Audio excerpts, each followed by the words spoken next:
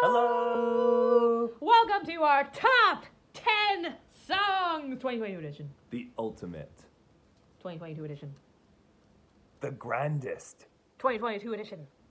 The songiest. What is my first pick? Right, you went first last time. Here we go. Number 10. We actually left this artist with John last time. Here is Astronomy. A Star. By a Star. I don't know which one. Which of the stars they're being talked about. I don't really know much of what the song's about. What do I know? That it's a gorgeous song, that it's a great epic There's the masterpiece. 4-wind bar. There's the 4-winds bar. There's The nexus of the crisis. Nexus of the Crisis and the Origin of Stars. Whoever wrote this, I don't know, but anyway, yes, beautiful, beautiful song. The instruments On fire? on fire, but also, I mean, just the way the piano starts out. Yeah.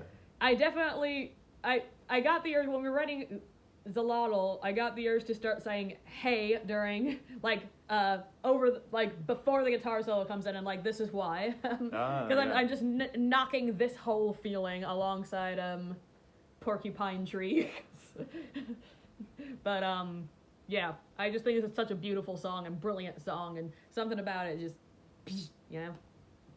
Absolutely, yeah. Every part of it is great. The intro, when the first riff first comes in, the big ending with the soloing over the astronomy. All of it. The soloing over the astronomy. So, like, you know, you're looking through a telescope and you just see Buck Dharma floating by. What's your number 10 then, John? My number 10 was, I think, one of my top ones on my metal list of all time. This is 2 Minutes to Midnight by Iron Maiden. It could equally be Hallowed Be Thy Name, which is also fantastic in a completely different way. Mm-hmm. But I just like the adrenaline. The adrenaline, the straightforwardness of this, the nice, like, evil anti-war lyrics. That's the evil wrong term. Anti-war? Like, it's got that like menacing feel to it. Those are two words combined that just don't make sense. Oh boy. But it's like anti-war from the like kind of here's all the dark sides of war kind of approach. Describing it from the villain's perspective, which I always love. And then the big midnight, all night. End. Yes. Boom. Nice and abrupt. Now there's a song that feels like it's shorter than it is. Because I feel like it's a fairly long song. It's 6 full minutes. Yeah, and which it shouldn't, definitely it's just doesn't like, feel that long. No, the big drum build back in, everything is great. All right, number 9, a fine, fine album closer. Actually, I think a few of these songs are either album closers or album basically closers. This is Brain Damage / Eclipse, the album closer of Dark Side of the Moon. For once, I won't give you a hard time for Pink Floyd. Gee, thanks! It just sums up the whole mood of the album well. Just everything about it is just nice and unnerving in the way, but like also beautiful at the same time. Like the chord progression just kind of like bring a tear to your eye, but also there's this manic lunatic laughing over everything and all the little weird little snippets, and then the album ends on that like big rising eclipse, and it's just like what a perfect ending to this whole journey you've just had. Yeah. You have nothing to add. I do not. Good, because you'd probably be making some kind of unflattering statement otherwise. All right, my number 9 is by... On the floor. Oh. Yep. Is I Am Disappeared by Frank Turner. Do you keep having dreams? Yep. No, he doesn't always write about being asleep. Frank Turner is so tired. He needs to get more rest. Keeps having dreams. This is kind of like a blending of his two sides. It kind of starts with just this like plaintive acoustically strummed thing, and then after like the first chorus, kind of these things gradually start coming with the bass pedal and the like more electric guitar, and then suddenly there's kind of like the bam, and then it's like in full rock mode for the rest of the song.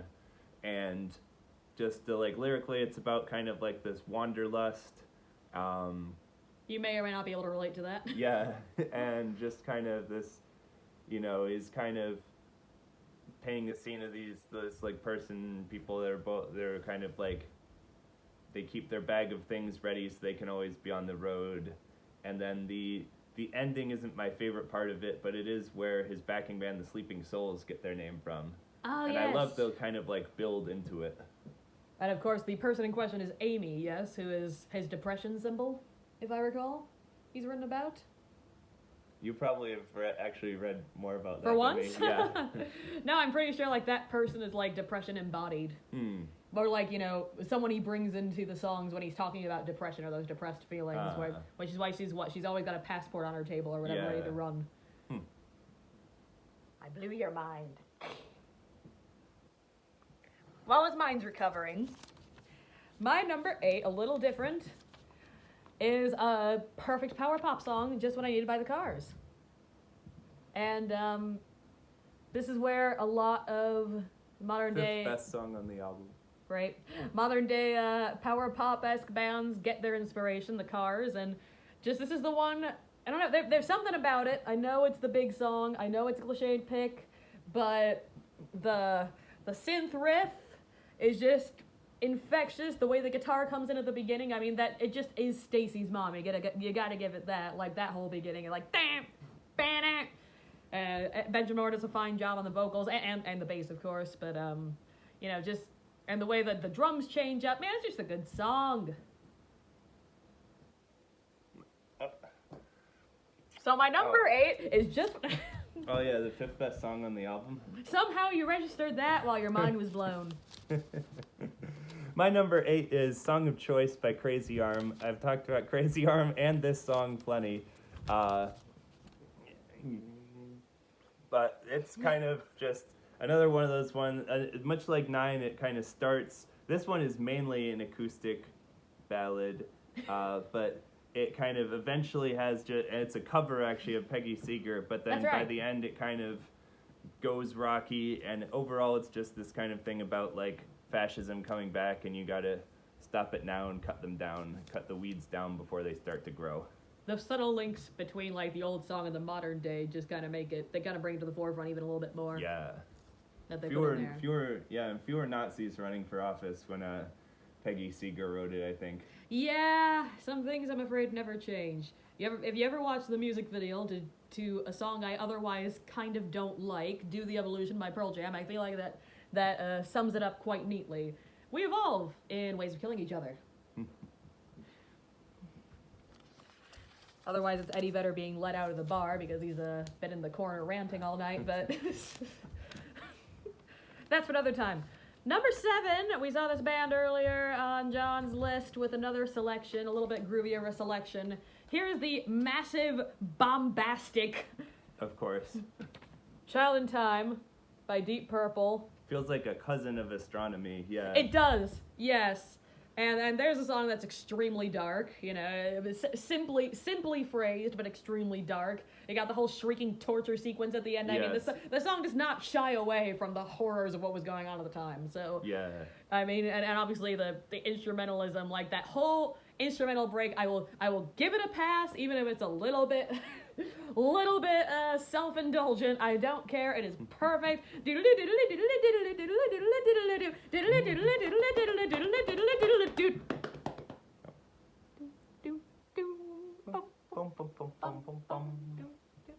Song deserves every minute it gets, which is a lot of them. Yes. Good song. Yeah, Also, it's just really like a force of nature. It feels like it just has always existed, which I suppose for our lifetime it has, but it feels like that more than a lot of other songs. Also, anyone attempting to sing this should be presented with a warning sticker.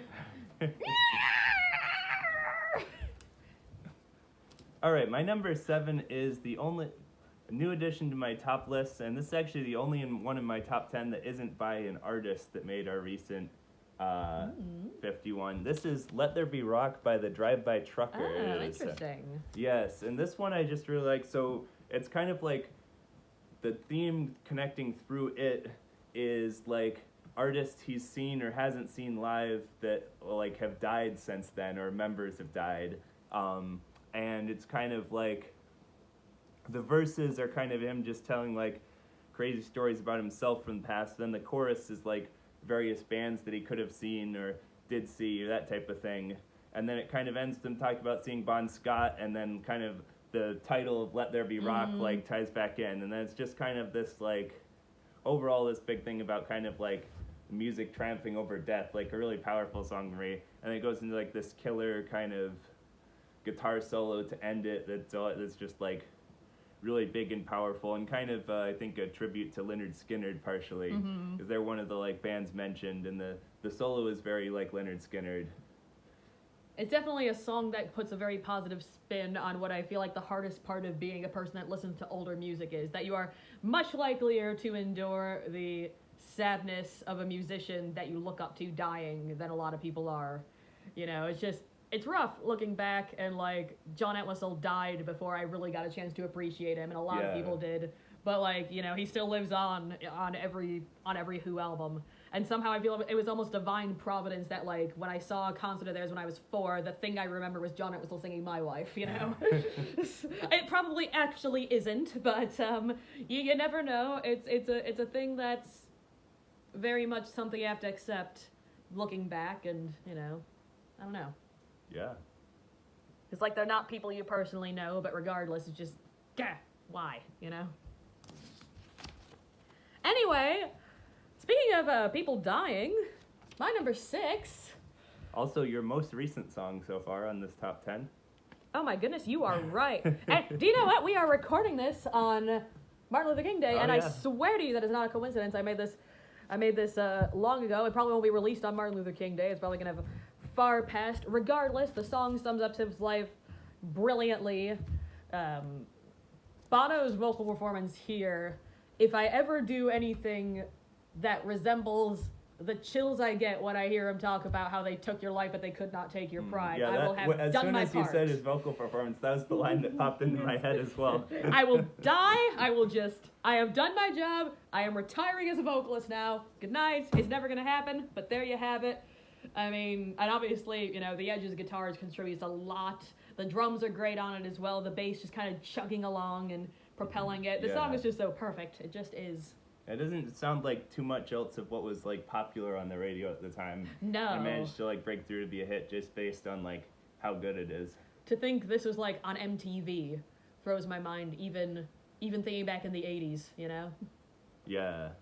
Now it's like reality shows and mumble rap. No, it's reality shows, even worse. Carry on. That's for another time. All right, my number 6. This isn't my favorite Rush song, but this is the one I have to put on here. This is 2112, and this is their big 20-minute long epic. This is kind of the song I heard way back when that made me fall in love with Rush, and just so much of it is still great.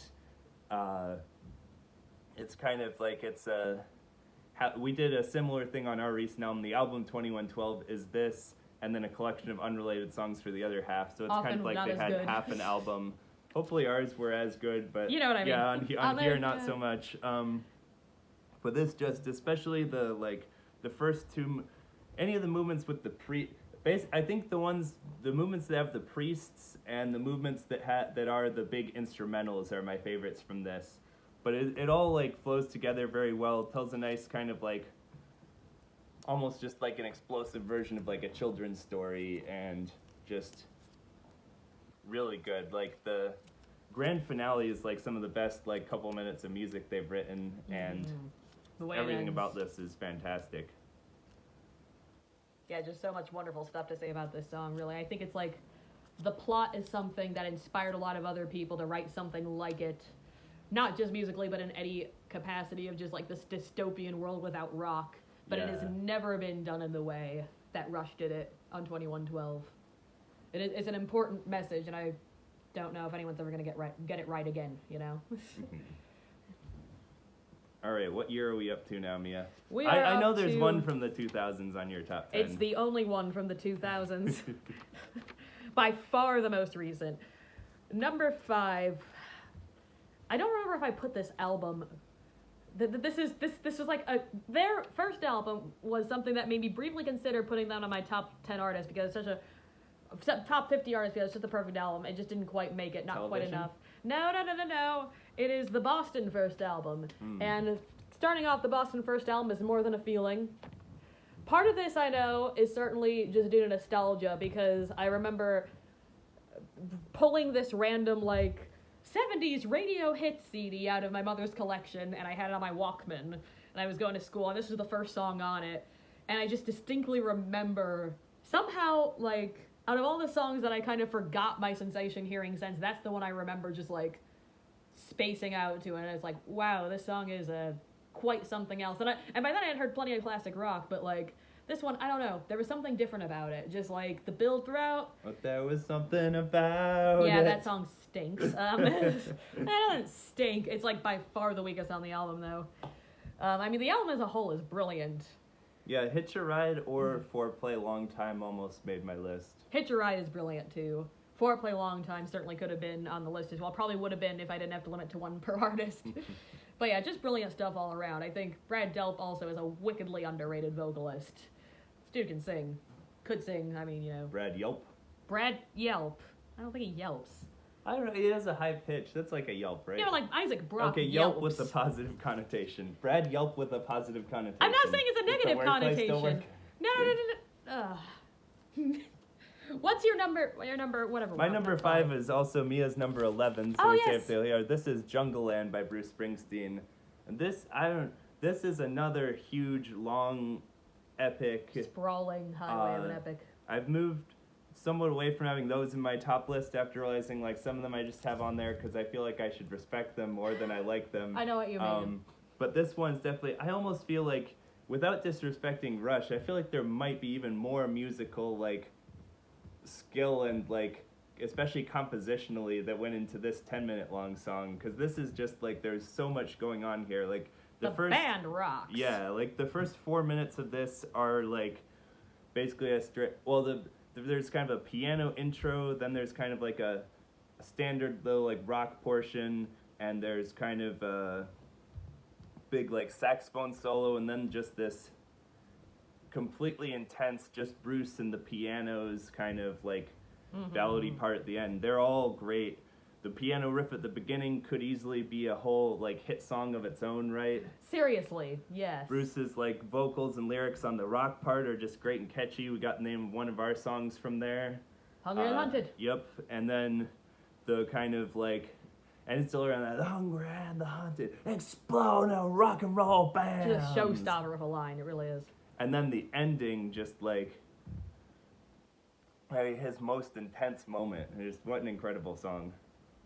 I roast people when I don't want to express how intensely I feel about something or how otherwise loving or positive I feel about something, and sometimes when I hear the ending I'm like, Bruce Springsteen's passing a kidney stone. But what I really mean is just, like, it matches it so well, it leads it off so well, and, like, if it were a lot of other Springsteen songs it would, like, build back up, but, like, it shouldn't. It just kind of goes off with that, like, almost screaming singing sound, and the piano leading it off, and got these big, the couple instruments come back but not enough to, like, bring it back in. It's just such a perfect ending to the song, and just lyrically what a beautiful like piece, you know. Yeah, that's all there is. Oh yeah, right. Now that's I've been talking so much I almost thought it was mine. But number 4 from me, this is the sort of song that I should, like, have on my phone purely to respect it, but I have it on my phone because I frickin' love it. However pretentious it might be felt, or however... Oh boy, am I gonna like this one? It's the Abbey Road medley. Oh, okay. By the I Beatles. Like Which is, I didn't bother listing the numerous Roman numerals going on to it. We're going to go ahead and ignore Her Majesty for the purposes of the closes out. Although I do kind of like the fact that it ends with that cheeky little bit, but it begins with Golden Slumbers and ends with the end, which the end in itself is just kind of like a nice mood swing of a piece, starting on with that, oh yeah, all right, oh, you're gonna be in my dreams, and it kind of ends on that more classically psychedelic, wistful note of, like, and in the end, and I think just all the way throughout, just, it's, I feel like once again, it's like that, and it's like, Her Majesty's a pretty nice girl. And I kind of wonder if they did that to just kind of like Take the piss out of themselves. take the piss out of themselves a little bit. Yeah. Especially if it's the last note of it, it's just bull. Oh, there's Abbey Road, and then there's someday I'm gonna make her mine. Oh yeah. Yeah. But just brilliant closer of an album. Once again, you know what? I think Everything Left is an album closer, so or almost an album closer. So, yeah. Yeah. None of the Beatles made my list. Mainly just I heard them so much growing up that Sure. it's not even that I don't like them. It's more just like they're in the background, so I can't like seek them out and listen to them. I know what you mean.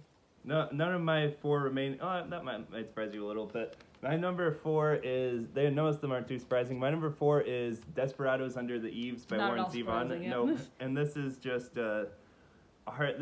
The kind of song I probably wouldn't like from many other people. It's kind of just this like Introspective sort of. introspective ballad, very 70s singer-songwriter, and it's kind of his ballad about, you know, like an alcoholic like sitting in this motel just like thinking about his life. But the writing is so good. Like every line is memorable in here and paints this amazing picture.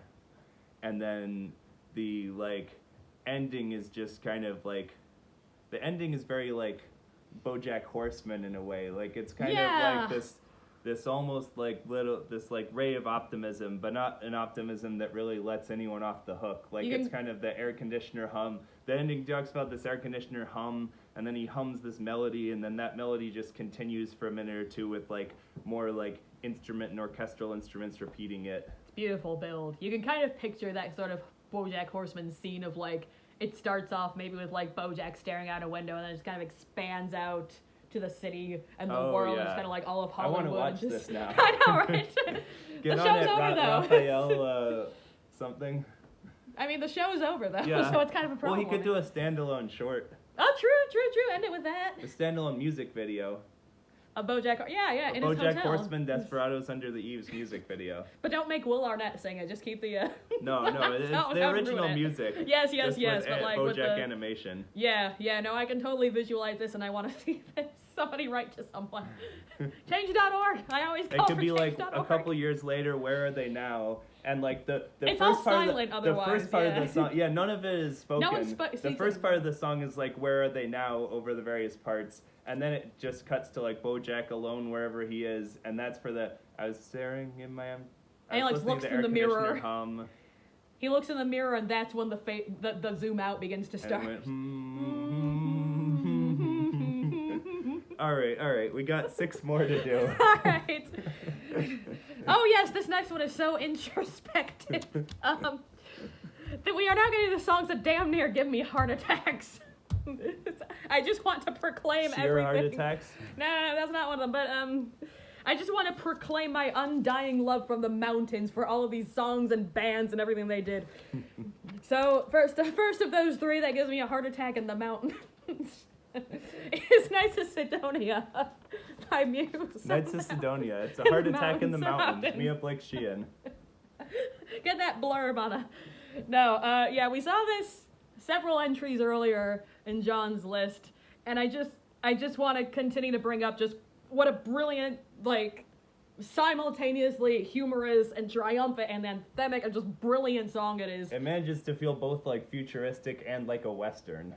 And like the music video totally belies how great it is, although it might be my favorite music video where they just like got the whole Western B-movie thing going. The band's barely in it, they're like a hologram somewhere, and when they are, the Chris has got this sweet cowboy hat and like Matt's throwing his arms around, and it's just like the whole thing is just so ridiculous, but like, oh my god, this is such an epic song.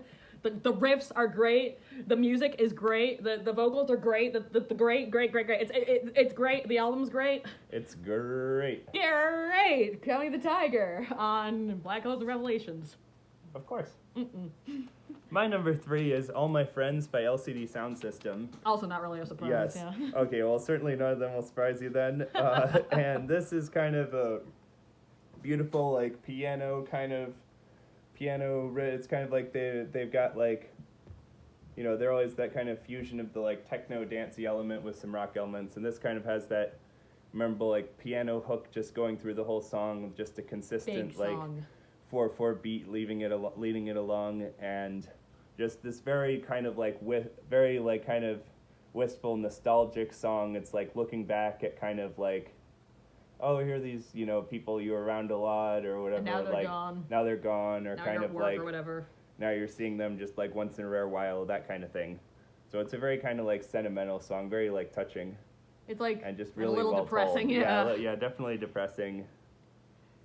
Yeah, just brilliant song. I think like both versions that LCD Sound System technically released, one of which was done by Franz Ferdinand, are great in different directions. Like this one is a sprawling sentimental epic, and I think Franz Ferdinand made it more into like a lyric central like song, and just kind of made more of the point of it. But like they're both brilliant. And much like your Knights of Sidonia there, this is one that that LCD always closed their shows with. And you get there and it's like, this is my favorite part and my least favorite part of the show. Yeah. Yep. All right, number 2, another album closer. Here we go. We're Not Gonna Take It, See Me, Feel Me, by The Who, the closer of Tommy. Now, if you're gonna seek out a version, seek out a live one. But really, the song that ends the album caps it off. It's kind of this like, Tommy is now a little bit full-headed. He's gone out and kind of become this like Guru and just kind of like this full of himself guru, and eventually people are like, you know what, screw you, man. You know, we're out of here. And then he kind of realizes, well, shoot, all these people I was surrounded by after I was cured, they're just gone now. Where am I? You know, and you don't really know what happens next. Much like a zillion of Townsend written songs, you don't know how it ends really. You just kind of know he's just kind of looking at himself thinking, well, where am I going now? You know, kind of like Love Rain Army, like he goes out to the rock and thinks about killing himself, and maybe ultimately he doesn't. I don't know. I think Townsend said he doesn't. He just comes back and he's different now. It's not this, you know, fairy tale ending. It's not very suspenseful, like a legal matter. You don't know, will he marry someone else and divorce them also? You know, you're on the edge of your seat at the end of that one. Tommy, brilliant album. Seek it out. Hand me my endorsement check. I don't need you can't. You don't need me. You don't need to pay me for it. A zillion people are doing it already. But hey, so John. All right, number 2 for John is Sultans of Swing by Dire Straits, and this one is one I'd give a tie to the live version and the original version. They're both amazing in different ways, and this is kind of with that, like, it's kind of in a similar mood to All My Friends. It's kind of like, here are these people, like, they're all kind of like rock musicians, but it isn't like they're not rock musicians. They're some weird John Swing or something with trumpets.